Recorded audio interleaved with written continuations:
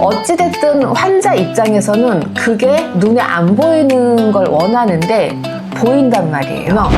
와, 이런 흉터들도 있어. 와, 유륜에 이런 흉터들이 생겨. 정말 상상도 못하는 흉터들이 되게 많거든요.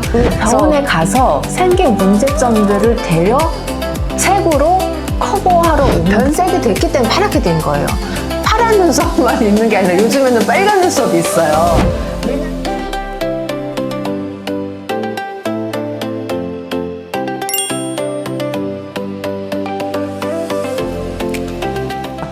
수업을 시작하면 이제 오늘은 파라메디컬 PMU에 대해서 스킨카모 백반증에 대해서 공부를 해보겠습니다. 파라메디컬이란 말을 들어본 적 있으세요? 처음 들어보신 말인가요? 네. 그 메디컬이란 말은 많이 들어보셨죠? 그러면 이제 메디컬 앞에 파라가 붙은 거거든요. 근데 파라는 뭐뭐에 준하는 이런 뜻이에요. 그래서 그 메디컬에 준하는 파라메디컬이라는 고유 명사로 의료계 쪽에서 많이 쓰이고 있어요. 어떤 거가 파라메디컬이라고 하느냐? 간호. 간호하는 것도 파라메디컬인 거예요. 반영구 화장과 이제 연관지어서 풀어보면 백반증이나 튼살 커버에 적용할 수 있고, 그 다음에 유두나 유륜 재건, 유방암 걸린 환자들 절제했을 때 유륜이나 유두가 소실되잖아요. 그거를 재건하는 데 활용할 수 있고, 우리가 외과적으로 수술하게 되면 무조건 흉터가 생기는 거 아시죠? 예를 들면 유방 확대라든지 유방 축소, 요즘에는 출산분만으로 인해서 가슴이 큰 여성들이 피부 처지는 것처럼 가슴도 처지거든요. 그럼 그거를 끌어올리는 거상 수술도 많이 해요. 이런 흉터에 대한 인지는 병원에서 크게 안 하거든요. 왜냐면 흉터 고지를 하게 되면, 그래서 그런 여러 가지 흉터들이 많아요. 흉터 부분에 대해서 공부를 하시게 되면 와, 이런 흉터들도 있어. 유륜을 또 공부하다 보면 와, 유륜에 이런 흉터들이 생겨. 정말 상상도 못하는 흉터들이 되게 많거든요. 그래서 그런 부분에 스킨카모가 사용되고, 뭐 지방흡입 흉터도 마찬가지고, 그 다음에 이제 SMP 탈모, 두피 문신도 가능하고, 그 다음에 이제 다크서클. 이 스킨카모가 지금 적용되는 이 항목들을 보면 한 가지 공통점이 있어요. 뭐냐? 피부과나 성형외과에서 해결이 안 되는 것들. 우리가 뭐 흉터 같은 거 레이저 치료도 하고, 또 외과적으로 켈로이드처럼 튀어나온 흉터들은 자려서 수술도 하긴 하지만, 어찌됐든 환자 입장에서는 그게 눈에 안 보이는 걸 원하는데 보인단 말이에요. 레이저로 아무리 해도 완전히 없어지지가 않아요. 근데 그 중에서 하나, 다크서클. 다크서클은 어떻게 할 수가 없거든요. 완벽하게 치유가 되지 않아서 미용적인 목적으로 심미적으로 눈에 거슬리는 자국들이 다 여기에 해당되는 거예요. 그렇게 병원 치료에 크게 효과적이지 못한 것들의 두피 문신이 파라메디컬의 영역으로 진출을 하는 거예요. 다크서클 시중에서 지금 반영과장 하신 분들이 많이 하거든요. 애교도 하고 다크서클도 하고 하는데, 다크서클은 하지 말아야 될 것 같아. 이 눈썹이라든지 백반증이라든지 그 부분과 들어가는 게 굉장히 달라요, 다크서클은. 그런데 그 깊게 하는 거에 익숙해 있어서 다크서클을 아무리 약하게 하라고 해도 뭔가 색깔이 안 들어가는 느낌이 드니까 세게 하는 거야, 내가 교육했던 것보다. 문신, 반영구 화장 이쪽이 사실은 단순한 것 같지만 굉장히 복잡해요. 그럼 이제 PMU는 뭐야? PMU가 피그멘테이션 메이크업의 줄임말, 말 그대로 반영구 화장이라고 해요.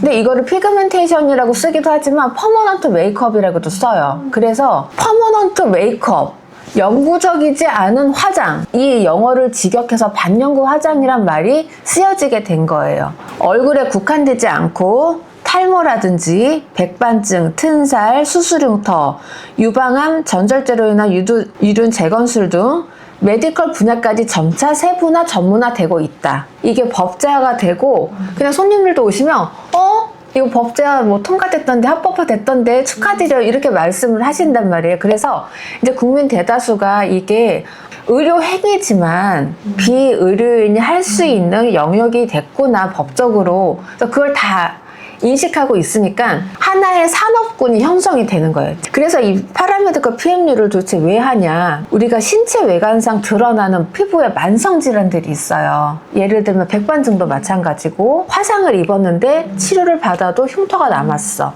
그런 것들. 건선, 뭐 아토피 그런 것들 다 만성 질환인데 이 PMU가 적용할 수 있는 그런 만성 질환들은 이제 백반증에 해당이 되겠죠. 이런 만성 질환들은 환자의 삶에 굉장히 중요한 관심사로 대두가 되고 있거든요. 메디컬 반영구 화장 분야의 발전 가능성과 전문 인력 수요 증가를 예견할 수 있다. 이 파라메디컬의 장점은 2, 3회 시술을 기본으로 즉각 효과를 볼 수 있다라는 거. 그 다음에 물에 지워지지 않고 일상생활에 자유롭다. 백반증 주변 컬러와 가까운 컬러로 피부 색상에 맞춰서 커버할 수 있고 1, 2년간 유지가 가능하며 자신감 회복과 생활의 활력을 찾는다. 네. 1, 2년간 유지가 된다는 만약에 유두를 했으면 유두 같은 경우는 더 오래 지속이 돼요. 이게 사용하는 컬러가 지나면 지날수록 오래 유지되거든요. 스킨카모에 대해서 좀 그럼 알아볼게요. 스킨카모는 이제 제가 만든 브랜드예요. 다른 분들보다 조금 여유 있는 게 뭐냐면 기본적인 매출은 안정적으로 깔려. 눈썹, 아이라인, 입술. 그런데 추가적으로 백반증, 유륜, 스칼프, 거기다 교육 이렇게 오니까 다른 분들보다 매출이 높게 형성이 되는 거예요. 여기 선생님 우리 병원 피부과 직원 선생님이세요. 너무 낯이 선생님 나이가 30대? 32이잖아요. 저도 30대 초반에 일을 시작했거든요. 20대 때는 직장 생활을 하다가 조금 30대가 되면 뭔가 얽매여서 하는 게 싫어지는 거예요. 안정적인 매출 위에 부가적인 고가의 매출을 올릴 수 있는 브랜드화 시킨 거죠. 병원에 가서 생긴 문제점들을 대려 색으로 커버하러 오는 경우가 의외로 꽤 돼요. 선생님들이 나중에 이제 구입하시는 기계, 제가 지급해드린 기계들은 의료 장비로, 의료 등급으로 허가를 받은 기계인 거예요.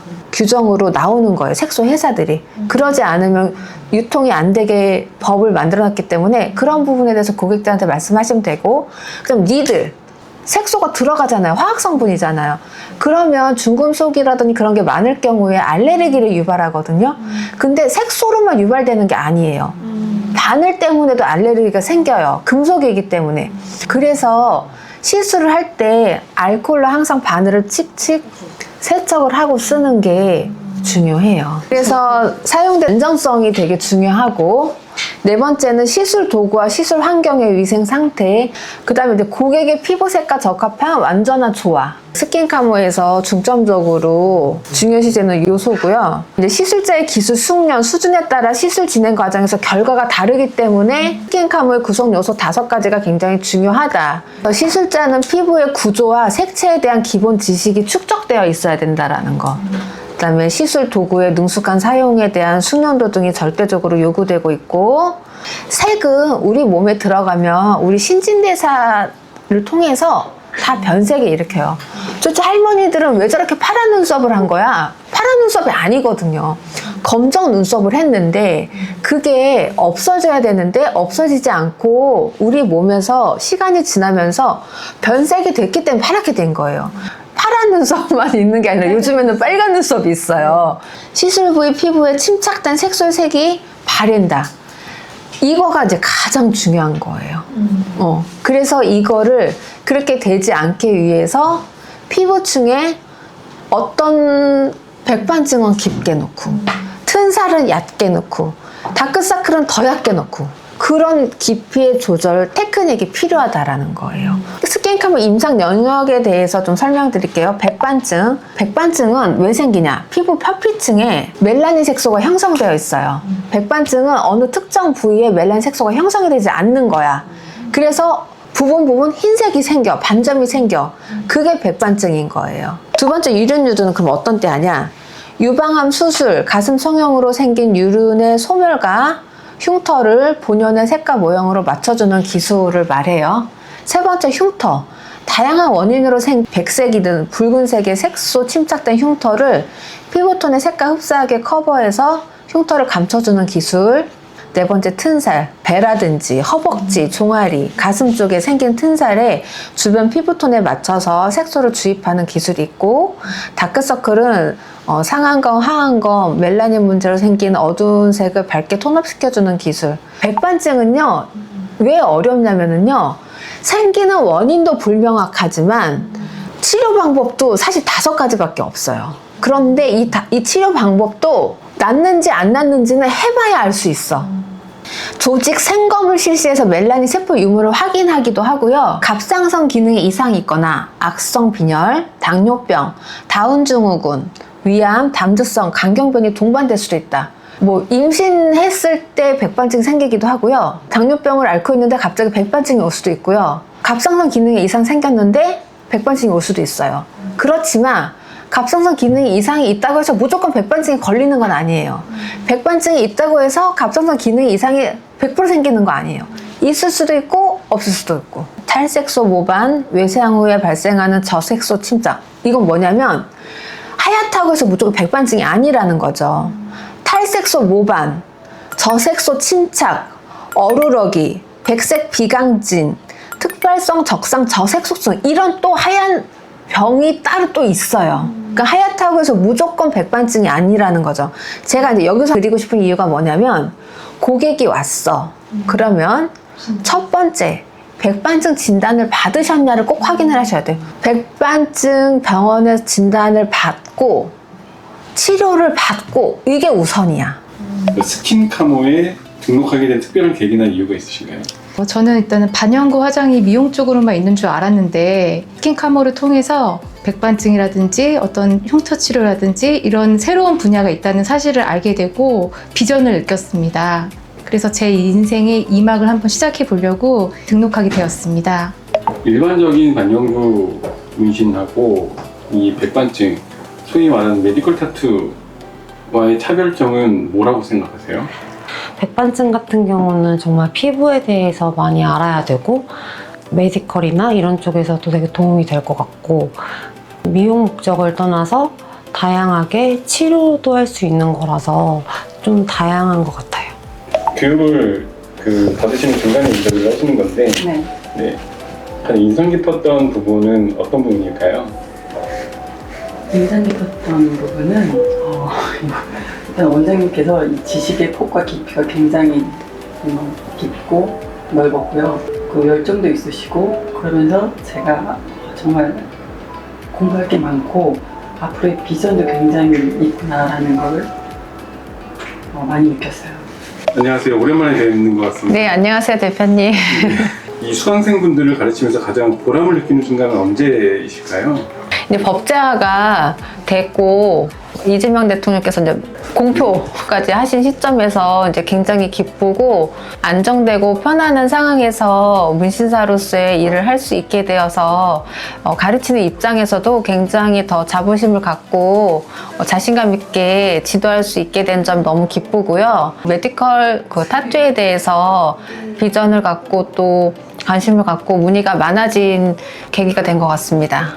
학회도 준비하고 계신다고 알고 있는데, 네, 그 학회가 어떻게 발전하기를 바라시는지 말씀 좀 부탁드릴게요. 약간 의료문신이라고 하기에는 조심스러운 부분도 있긴 한데, 흉터라든지 미용적인 목적으로 가리고 싶어하는 부분에 스킨카모가 해드릴 수 있거든요. 좀 더 이 부분을 경험을 넓히고 심도 있게 진행해보고 싶어서 의료문신 학회를 설립하게 되었습니다. 이 길을 꿈꾸는 예비 학회 회원들에게 한마디 해주신다면? 전 주변에 이제 문신사분들이 많이 있다 보니까 제가 하고 있는 스킨카모에 대해서 말씀드리면 굉장히 관심이 많고 또 비전을 높게 사고 궁금해 하시는데요. 생각하신 것처럼 굉장히 보람되고, 이런 미용 문신과는 별도로 좀 더 제가 고객분들에게 인정도 받고 그런 직업군이거든요. 정말 주변에서 필요로 하는 분들이 고객층이 많거든요. 그래서 이 부분을 시스템화하고 좀 더 정비해서 저희 문신사가 그 역할을 충분히 해냈으면 좀 좋겠다는 생각입니다.